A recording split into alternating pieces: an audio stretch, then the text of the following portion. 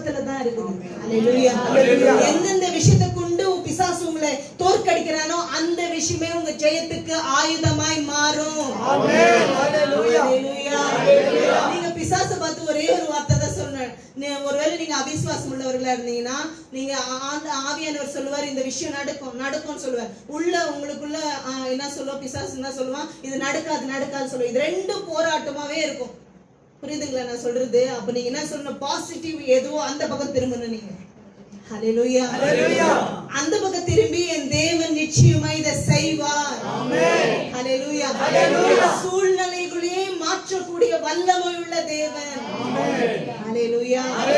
அப்படிப்பட்ட தெய்வத்தை தான் நம்ம என்ன பண்ணின்னு இருக்கிறோம், ஆராதிச்சுன்னு இருக்கிறோம். அது யார் தெரியுமா செய்ய முடியும் சொல்லுங்க, யார் செய்ய முடியும் சொல்லுங்க?